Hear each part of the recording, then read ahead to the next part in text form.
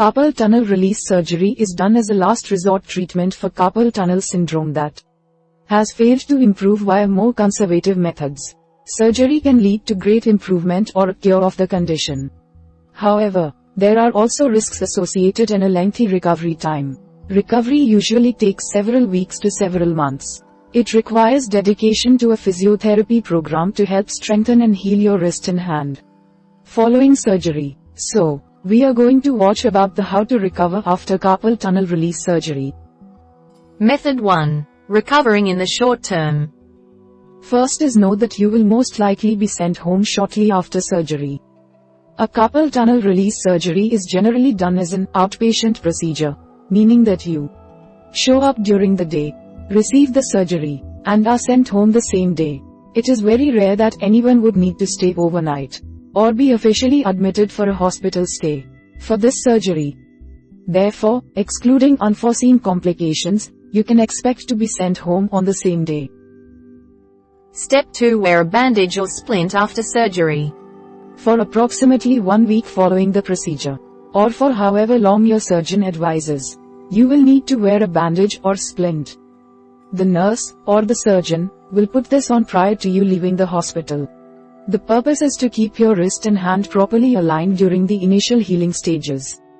Your doctor will ask you to return for a follow-up visit approximately 1 week later. At this time, she will assess your initial healing, and will most likely remove the bandage or splint. She will also provide you with further instructions regarding what to expect with your recovery moving forwards. Step 3. Use ice as needed. Studies examining the use of ice following surgery have had conflicting results, meaning that some patients noticed a difference in their pain levels while others did not. You can try icing for 10 to 20 minutes at a time as a strategy for pain relief in the days following surgery. It may help to control pain, and also to diminish swelling, inflammation, in the area. Step 4. Consider pain medication. You can start with over-the-counter pain medications as needed, such as acetaminophen, Tylenol, or ibuprofen, Advil. Follow the dosing on the bottle or your doctor's instructions. For many people, this is sufficient. However, if you find the pain is still bothering you and interfering with your daily function, you can speak to your physician about receiving prescription strength pain medication. The pain should begin to subside a few days to a week or so after surgery. If your pain is worsening and not improving, contact your physician. Tell him what is going on, and he will determine whether or not you need to come in sooner than a routine follow-up.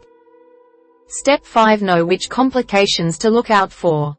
As you heal, it is important to be on the lookout for any potential complications that may arise following surgery. Things to be aware of include pain that steadily increases, rather than decreases, following surgery, a fever and/or redness, swelling, and discharge from the area that was operated on. Any of these may be signs of an infection. Bleeding from the surgical site. This is abnormal and will require evaluation from your doctor. If you notice any of the complications above, contact your doctor to check in and to treat any complications as needed. Finally, quit smoking. If you are a smoker and have been contemplating quitting, now is the time to do so. Smoking has been shown to interfere with healing, including potentially interfering with optimal healing after surgery. If you want to give your wrist and hand the best shot at full healing following a carpal tunnel release surgery, quitting smoking can help with this, not to mention the numerous other health benefits it provides. If you are interested in quitting smoking, speak to your family doctor who can help you with this. There are a variety of medications available that can help to tame your cigarette cravings. There are also nicotine replacement options that can substitute for the nicotine you used to get from cigarettes. As you begin a smoking cessation program, ideally, you would quit smoking at least 4 weeks before receiving the surgery.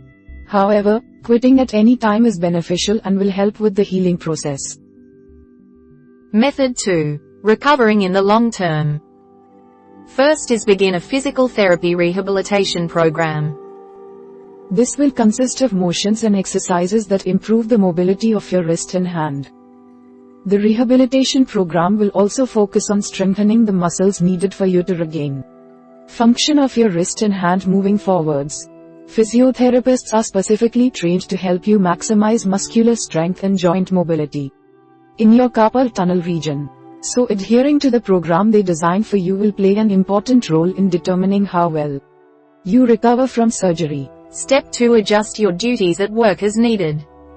When you are in the midst of recovering, you want to avoid stressing or straining your wrist and hand by doing the same activities that triggered carpal tunnel syndrome in the first place. For instance, if you normally work a desk job that involves a lot of typing, it is important to know that typing with your injured hand and wrist will likely worsen healing and not help it. Until you are far enough along in the recovery stages, ask your boss if you can switch to something that does not involve excessive wrist and/or hand movement while you recover. Alternatively, if you cannot switch jobs, you may need to opt for typing slowly with one hand in order not to exacerbate your injury.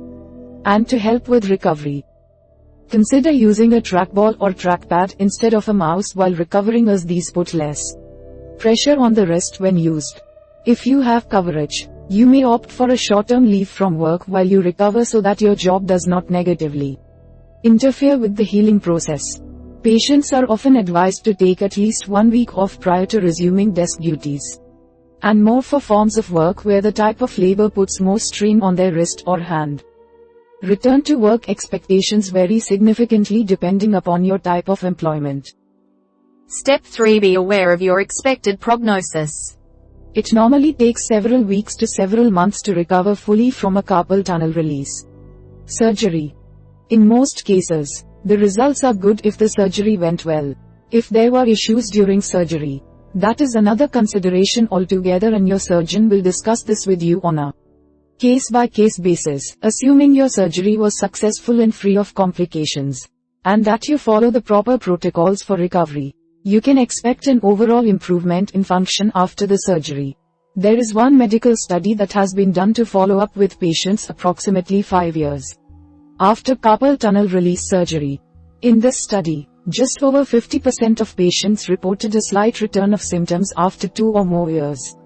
However, for almost all of them, the return of symptoms was mild and not bothersome enough to seek further medical attention. Finally, know what to do if your symptoms return. If you notice a return of painful and bothersome symptoms following your carpal tunnel release surgery, or if your symptoms simply fail to improve with surgery, it is important to see your doctor again. It is possible that carpal tunnel syndrome was the wrong diagnosis, and that there is in fact something else going on. If the diagnosis was correct, your doctor can perform tests to see if repeat surgery is indicated, or if alternative methods of pain control such as an injection may be more beneficial in your case. The best course of action is highly variable from case to case. So it is important to see your physician sooner rather than later if you are suffering from ongoing pain. We hope it is useful to you. Please subscribe to our channel to upskill yourself.